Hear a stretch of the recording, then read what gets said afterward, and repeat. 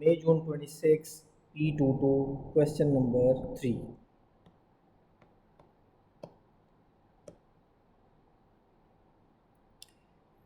J Limited's financial year ends on 31st December. The following information was available after the preparation of company statement of profit or loss. It means income statement बन गई है जी. For the year ended 31st December 2025, the following errors and omissions were found. And उसके बाद जो है उन्होंने ए part में कहा है कैलकुलेट द रिवाइज्ड प्रॉफिट. ठीक है जी. इसका मतलब ये है कि ड्राफ्ट प्रॉफिट जो उन्होंने कैलकुलेट किया है हमें उसकी ज़रूरत है. और फिर हम नीचे वाली एरर्स को देखेंगे. Draft profit is 58,600. So draft profit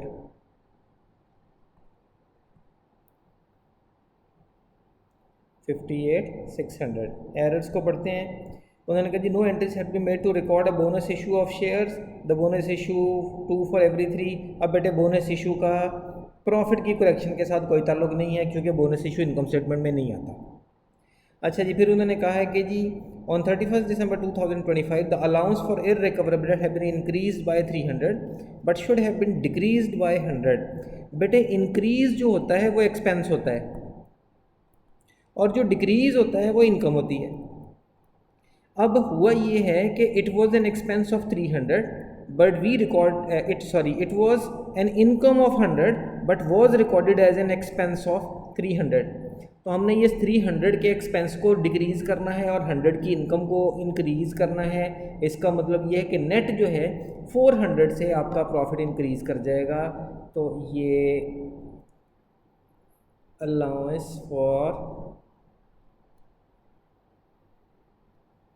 irrecoverable dates.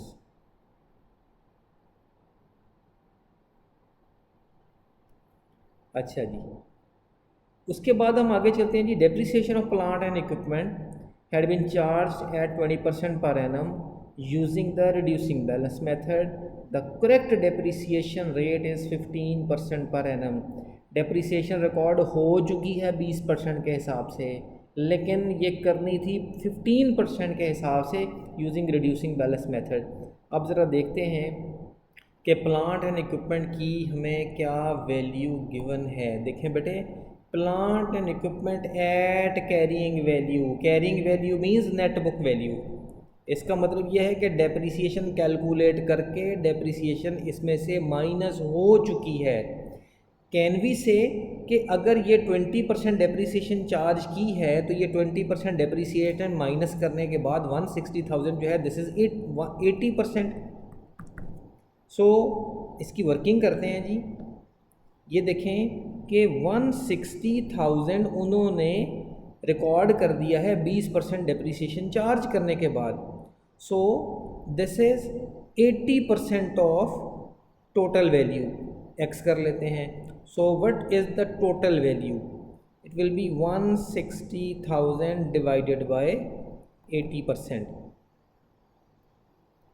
अच्छा. 160,000 divided by 80% is equal to 2 lakh. इसका मतलब ये है बेटे कि इसकी जो टोटल वैल्यू थी दैट वाज 2 lakh. अब 2 lakh का अब यहाँ मैं इसको लिखता हूँ फिर आपको ज़्यादा समझ आएगी कि 2 lakh was the original value carrying value at the start of the year. उसका 20% वॉज चार्ज. इसका अगर 20% लें तो दिस इज़ 40,000. हालांकि करना था इसको 15%. तो इसका 15% लेंगे. सॉरी मैं गलत कर गया. 40,000 है. अच्छा. 2 लाख का 15% जो है ये बनता है 30,000. तो बेटे ये हमने एक्चुअली 30,000 लिखना था, हमने लिख दिया है 40,000. 10% से डेप्रिसिएशन ओवर चार्ज हो गई है. तो इसका मतलब ये है कि ये 10% जब डेप्रिसिएशन डिक्रीज़ करेंगे तो ये आपका प्रॉफिट विल बी इंक्रीज्ड. और एक बात और ज़हन में रखें कि इसका मतलब ये है कि हमारा ये जो इक्विपमेंट है ये 160,000 नहीं बल्कि 170,000 इसकी करेक्ट वैल्यू है। ये अगले पार्ट में हमारे काम आएगी ये बात। अच्छा जी बेटे, डेप्रिसिएशन भी हमने ठीक कर ली। No account had been taken for tax on profit estimated at 11,700, simply minus कर दें 11,700।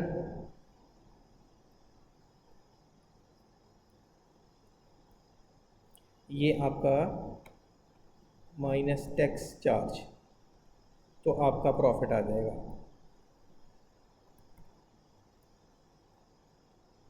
तो अब बेटे इसको प्लस माइनस कर लें, 58,600 प्लस 400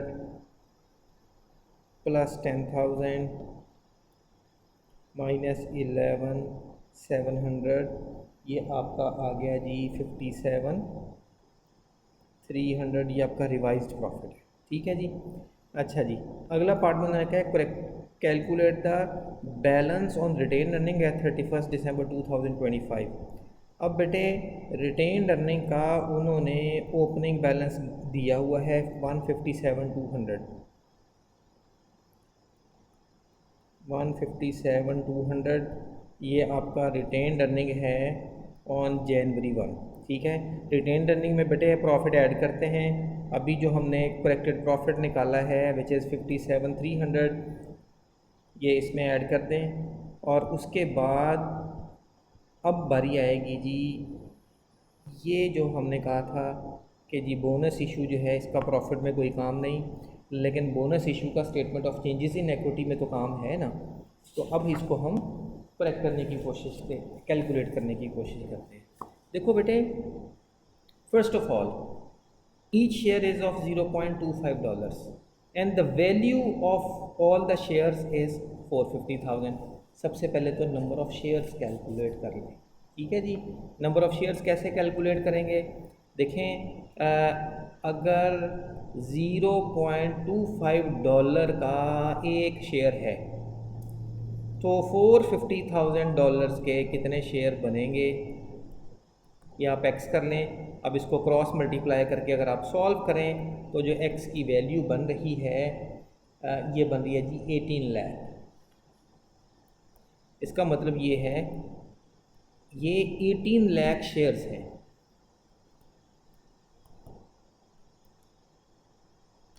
अब बेटे उसने कहा है कि आपने जो नए शेयर इशू करने हैं जिसके पास ऑलरेडी 2 हैं उनको 3 इशू कर दें, सॉरी जिनके पास ऑलरेडी 3 हैं उनको 2 इशू कर दें, ठीक है जी।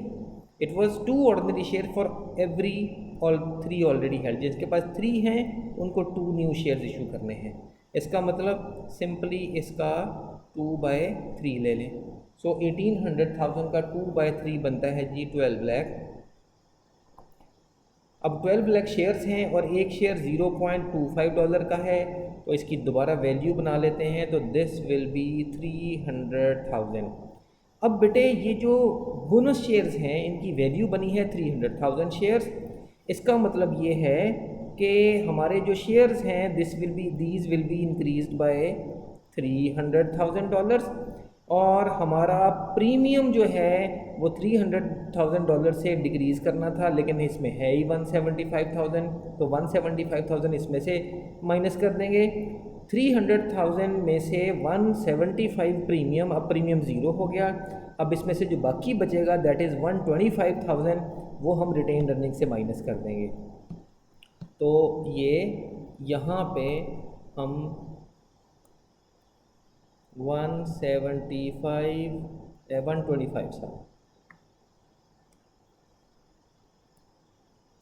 ये बेटे माइनस कर देंगे from retain earning bonus shares, ठीक है जी। ये अब हमारा कंप्लीट हो गया है जी रिटेन अर्निंग सेक्शन। तो ये प्लस माइनस करके दिस विल बिकम 89,500। ये आपका रिटेन अर्निंग एट December 31 हो गया। अच्छा जी, फिर इसके बाद नेक्स्ट पार्ट में we are suppose to prepare a statement of financial position. Statement of financial position में बेटे सबसे पहले हम लिखते हैं non current assets.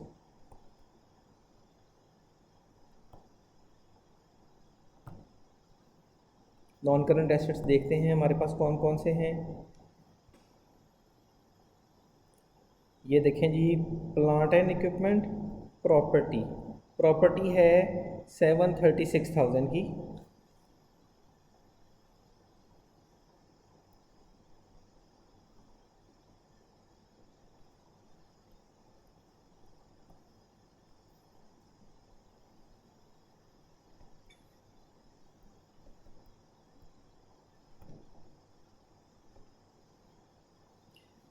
Plant and equipment जो है जी, ये अब हमने देखे ना, यहाँ पे 160,000 लिखा हुआ है, लेकिन हमने कहा था डेप्रिसिएशन 10,000 ज़्यादा चार्ज हो रही है, डेप्रिसिएशन कम करेंगे तो कैरिंग वैल्यू बढ़ जाएगी, so this will be 170,000।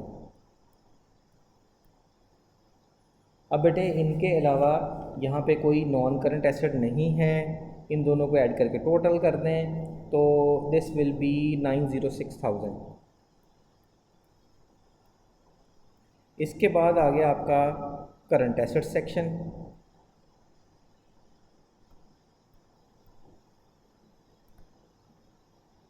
Current asset section में आपके क्या क्या चीज़ें काम आएंगी। इन्वेंट्री विच इज़ 51,800 और cash and cash equivalent which is 28,700 और ये ट्रेड एंड ये नहीं, ट्रेड एंड अदर रिसीवेबल्स ये 53,400।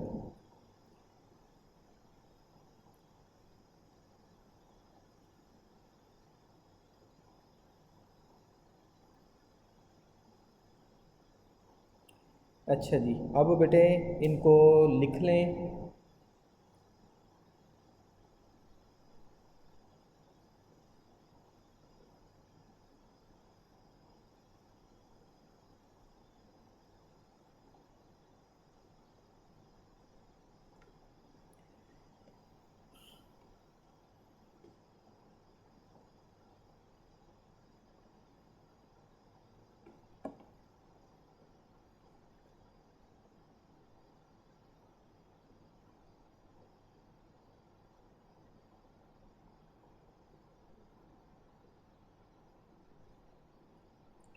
अच्छा, ये ट्रेड एंड अदर रिसीवेबल्स में एक हमें एडजस्टमेंट और करनी पड़ेगी। ये उन्होंने कहा है कि allowance for irrecoverable debt has been increase by 300 but should have been decrease by 400। इसका मतलब जो बैलेंस है वो भी 400 जो है हमारा ज़्यादा आ गया था प्रोविज़न का, तो जब उसको कम करेंगे तो ये हमारा ये भी 400 से इंक्रीज़ कर जाएगा। तो इसको हमने 53,800 लिखना है। ठीक है जी, अब हम करंट एसेट्स में जाके इनको लिख लेते हैं जी। तो हमारी इन्वेंट्री की वैल्यू थी 51,800। उसके बाद ट्रेड एंड अदर रिसीवेबल्स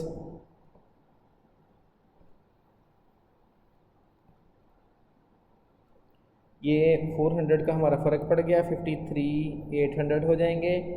और उसके बाद कैश एंड कैश इक्विवेलेंट्स ये क्वेश्चन में जो गिवन है एज इट इज़ लिख दें 28,700। अब बेटे इनका टोटल कर लें, दिस विल बी 134,300। फिर आप एसेट्स का ग्रैंड टोटल लिख लें तो ये आपका बन जाएगा जी 1,040,300। इसके बाद बेटे हमारी आ जाएगी इक्विटी।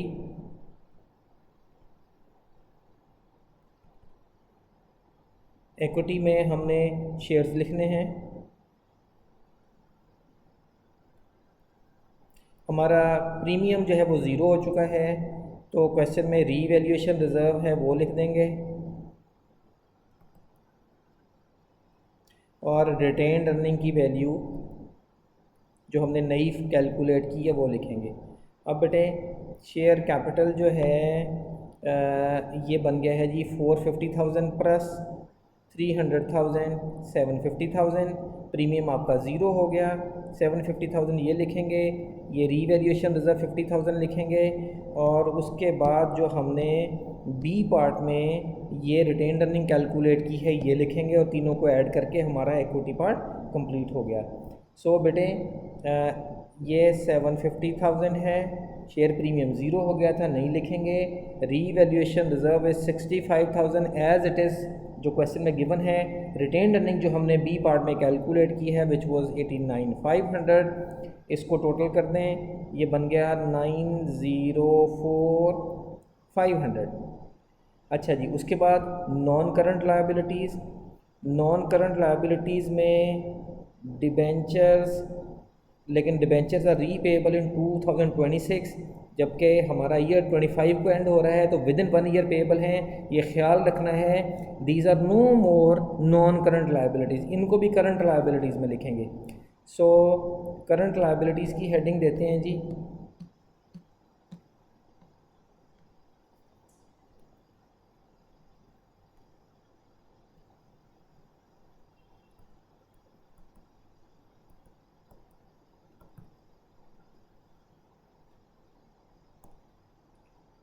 8% डिबेंचर्स 90,000। इसके बाद है जी हमारा ये ट्रेड एंड अदर पेएबल 34,100।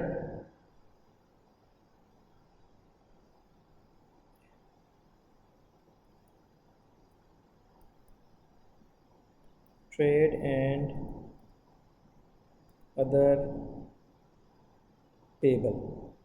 इसके बाद हमारी एक टैक्स लायबिलिटी उन्होंने एडिशनल इन्फॉर्मेशन में दी थी कि नॉट येट कैलकुलेटेड, ये वाली 11,700, बिकॉज नॉट येट रिकॉर्डेड है, तो इसका मतलब ये अभी पे भी नहीं हुई, तो हमने इसको भी लिखना है। This is 11,700। तो बेटे इनको ऐड कर देंगे तो हमारा लायबिलिटीज़ का टोटल आ जाएगा 135,800, और जब इनको टोटल कर देंगे तो ये बन जाएगा 1,04,0300। ठीक है जी, ये हमारा statement of financial position complete हो गया और हमारा क्वेश्चन भी कंप्लीट हो गया। ओके जी, थैंक यू।